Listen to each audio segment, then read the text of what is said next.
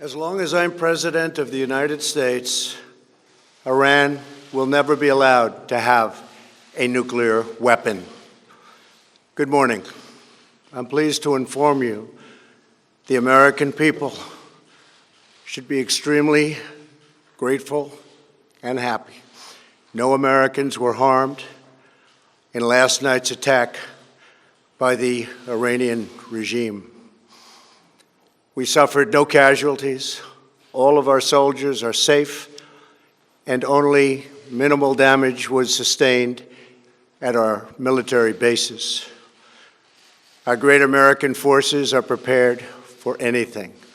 Iran appears to be standing down, which is a good thing for all parties concerned and a very good thing for the world.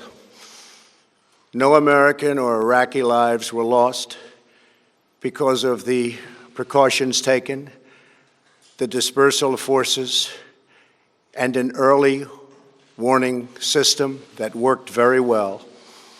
I salute the incredible skill and courage of America's men and women in uniform. For far too long, all the way back to 1979 to be exact, nations have tolerated Iran's destructive and destabilizing behavior in the Middle East and beyond. Those days are over. Iran has been the leading sponsor of terrorism, and their pursuit of nuclear weapons threatens the civilized world. We will never let that happen. Last week, we took decisive action to stop a ruthless terrorist from threatening American lives. At my direction, the United States military eliminated the world's top terrorist, Qasem Soleimani. As the head of the Quds Force, Soleimani was personally responsible for some of the absolutely worst atrocities. He trained terrorist armies, including Hezbollah, launching terrorist strikes against civilian targets. He fueled bloody civil wars all across the region. He viciously wounded and murdered thousands of U.S. troops, including the planting of roadside bombs that maim and dismember their victims. Soleimani directed the recent attacks on U.S. personnel in Iraq that badly wounded 4 service members and killed one American, and he orchestrated the violent assault on the U.S. Embassy in Baghdad. In recent days, he was planning new attacks on American targets, but we stopped him. Soleimani's hands were drenched in both American and Iranian blood. He should have been terminated long ago. By removing Soleimani, we have sent a powerful message to terrorists. If you value your own life, you will not threaten the lives of our people. As we continue to evaluate options in response to Iranian aggression, the United States will immediately impose additional punishing economic sanctions on the Iranian regime. These powerful sanctions will remain until Iran changes its behavior. In recent months alone, Iran has seized ships in international waters, fired an unprovoked strike on Saudi Arabia, and shot down 2 U.S. drones. Iran's hostilities substantially increased after the foolish Iran nuclear deal was signed in 2013, and they were given $150 billion, not to mention $1.8 billion in cash.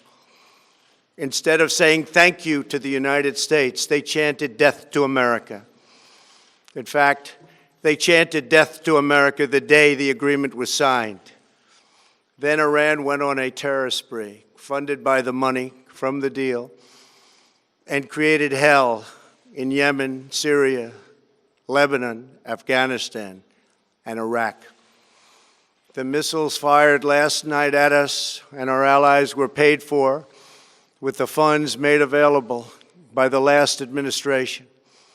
The regime also greatly tightened the reins on their own country, even recently killing 1,500 people at the many protests that are taking place all throughout Iran. The very defective JCPOA expires shortly anyway and gives Iran a clear and quick path to nuclear breakout. Iran must abandon its nuclear ambitions and end its support for terrorism. The time has come for the United Kingdom, Germany, France, Russia, and China to recognize this reality. They must now break away from the remnants of the Iran deal, or JCPOA. And we must all work together toward making a deal with Iran that makes the world a safer and more peaceful place. We must also make a deal that allows Iran to thrive and prosper and take advantage of its enormous untapped potential. Iran can be a great country.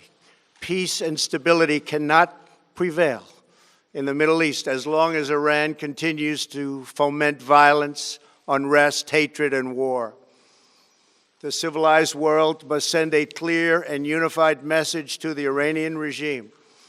Your campaign of terror, murder, mayhem will not be tolerated any longer.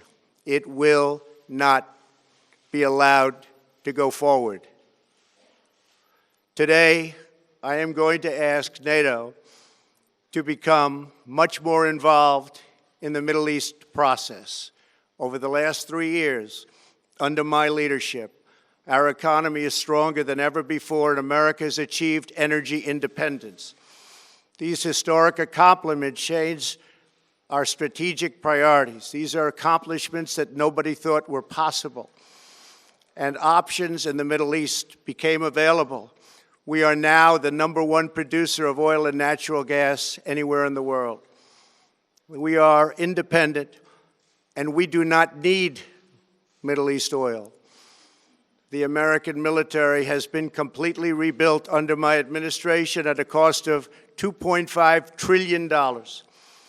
U.S. armed forces are stronger than ever before.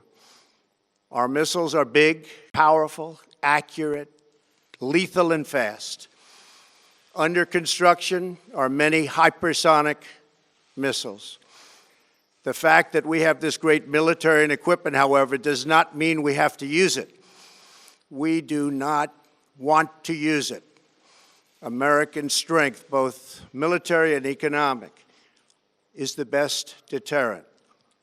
3 months ago, after destroying 100% of ISIS and its territorial caliphate, we killed the savage leader of ISIS, al-Baghdadi, who was responsible for so much death, including the mass beheadings of Christians, Muslims, and all who stood in his way. He was a monster. Al-Baghdadi was trying again to rebuild the ISIS caliphate and failed. Tens of thousands of ISIS fighters have been killed or captured during my administration. ISIS is a natural enemy of Iran. The destruction of ISIS is good for Iran, and we should work together on this and other shared priorities. Finally, to the people and leaders of Iran, we want you to have a future, and a great future, one that you deserve, one of prosperity at home and harmony with the nations of the world. The United States is ready to embrace peace with all who seek it. I want to thank you, and God bless America. Thank you very much. Thank you.